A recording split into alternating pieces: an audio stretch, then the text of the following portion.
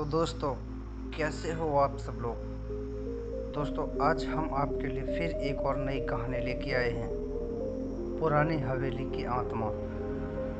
यह कहानी है एक छोटे से गांव की, जिसका नाम था श्यामनगर। इस गांव में एक बहुत ही पुरानी और बड़ी हवेली थी, जिसे लोग श्याम हवेली के नाम से जानते थे। हवेली की खूबसूरती के पीछे एक भयानक रहस्य था। जो लोग कहते थे कि वहाँ एक आत्मा का वास है। कहा जाता है कि जब भी किसी ने हवेली में रात बिताने की कोशिश की, उसने अपनी जिंदगी खो दी या पागल हो गए। गांव वालों का मानना था कि श्याम की हवेली एक पुरानी रानी की आत्मा भटकती है, जिसने उस जगह पर किसी अनजान कारण से अपनी जान दे दी थी। इस रहस्य ने सभी को डरा कर रखा था और कोई भी वहां जाने से डरता था। एक दिन गांव में एक नवयुवक, जिसका नाम था रवि ने पुरानी हवेली की कहानियां और अफवाहों को कभी गंभीरता से नहीं लिया।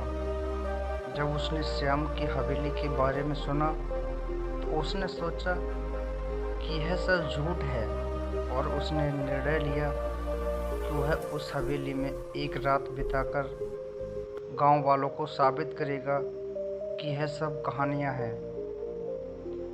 गांव वालों के बुजुर्गों ने उसे समझाने की कोशिश की, लेकिन रवि ने उनकी बातों को नज़रअंदाज कर दिया। एक दिन श्याम रवि अपने कुछ जरूरी सामान लेकर हवेली के लिए निकल पड़ा। हवेली बहुत ही पुराने और खंडर जैसी दिख रही थी, जहां जाकर किसी की भी रूह कांप जाती। रात का समय हो गया और हवेली में गहरी चुप्पी छा गई। रवि ने एक कमरे में अपना बिस्तर लगाया और अपनी टॉर्च जलाकर चारों ओर देखने लगा। हवेली के अंदर कितनी कीमती चित्र, टूटे फूटे फर्नीचर, धूल भरी किताबें थीं। रवि ने अपनी चारपाई पर लेटकर एक किताब उठाई और पढ़ने लगा, लेकिन अचानक ठंडी हवा का झोंका आया और दरवाजा खुल व बंद होने लगा। रवि समझ गया, लेकिन उसने खुद को संभाला और किताब पढ़ने लगा। तभी उसे लगा कि कोई उसके पीछे खड़ा है, लेकिन जब उसने मुड़कर देखा तो वहाँ कोई नहीं था। उसकी दिल की धड़कन तेज हो गई।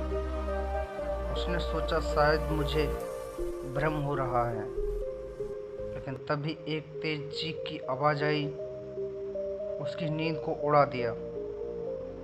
रवि का चेहरा पसीने से भीग गया।